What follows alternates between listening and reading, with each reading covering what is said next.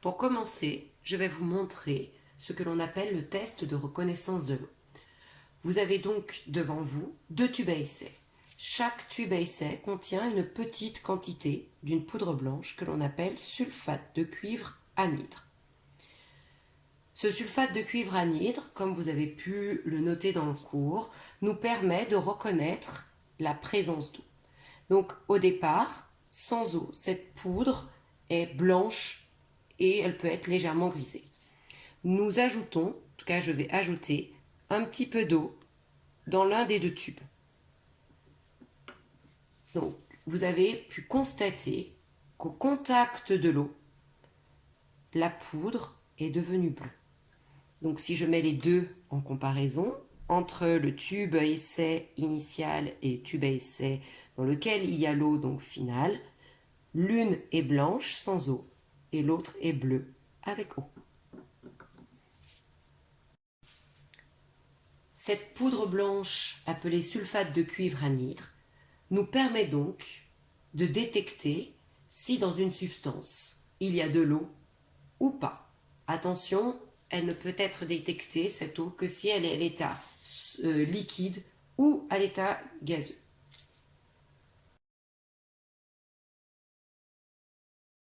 Nous allons donc utiliser ce test de reconnaissance de l'eau, donc cette poudre de sulfate de cuivre anhydre, pour déterminer si tous les liquides contiennent ou non de l'eau.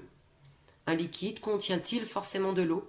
Vous avez d'ailleurs émis une ou plusieurs hypothèses à cette question. Donc maintenant, pour faire les tests sur plusieurs liquides, je vais utiliser ce que l'on appelle ici une plaque test. À l'aide d'une petite spatule, je vais déposer une petite quantité, il n'en faut pas beaucoup, de sulfate de cuivre anhydre sur une des petites coupelles. Donc cette plaque test nous permet de faire, si vous comptez bien, 12 tests en petite quantité et de manière à ce que ce soit visible.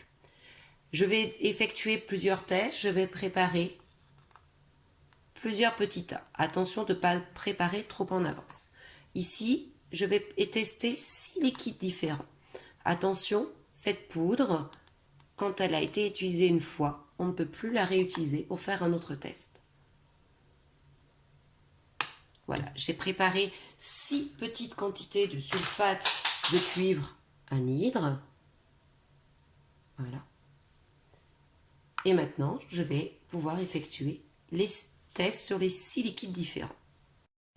Pour faire ces tests, je vais avoir besoin d'une toute petite quantité de liquide, c'est-à-dire 1 à 2 gouttes. Pour cela, je vais utiliser une pipette qui va permettre de prélever une petite quantité des liquides et surtout n'en déposer que 1 à 2 gouttes. Je rappelle aussi certaines consignes de sécurité. En chimie, il est interdit de boire, manger et de sentir. Attention, sentir veut dire inhaler, respirer l'odeur et non pas ne pas respirer. Ensuite, il faut se protéger un maximum le corps, pour les yeux des lunettes, pour les mains des gants et pour le reste une blouse. Je vais commencer avec un premier liquide. Je vais déposer 1 à 2 gouttes sur un tas. Ce premier liquide, c'est du lait. Je vous laisse observer la couleur du sulfate de cuivre anhydre au contact du lait. Je vous conseille de compléter le tableau de l'activité au fur et à mesure. Maintenant, je vais tester un deuxième liquide. Ce deuxième liquide, c'est du jus d'orange. Je vais déposer 1 à 2 gouttes de sulfate de cuivre, de jus d'orange sur le sulfate de cuivre anhydre. Je vous laisse observer la couleur du sulfate de cuivre anhydre, donc sur cette deuxième coupelle, au contact du jus d'orange.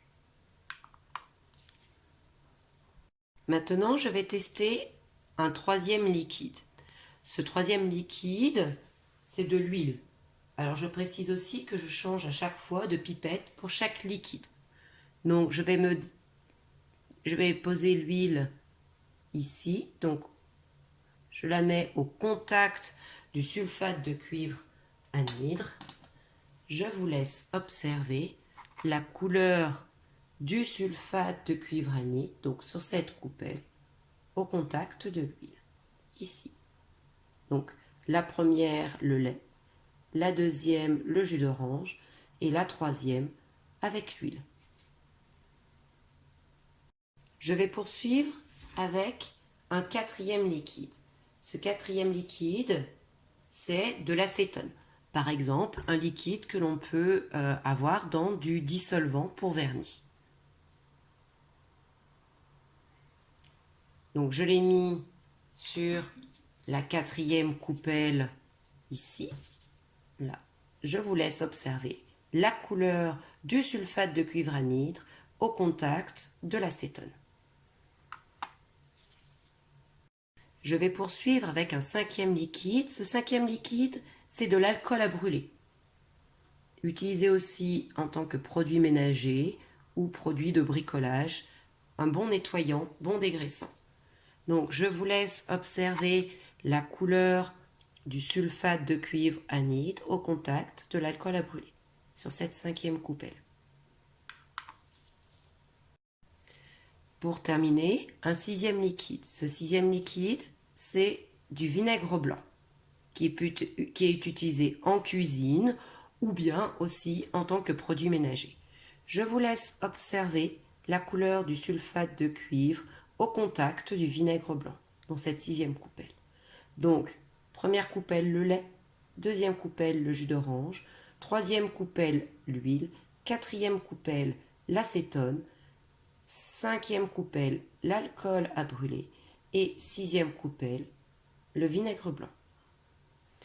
Vous pouvez maintenant compléter les 3 lignes du tableau de l'activité observation, interprétation. Et certainement, vous de faire une idée de la réponse à la question, est-ce que tous les liquides contiennent-ils forcément de l'eau ?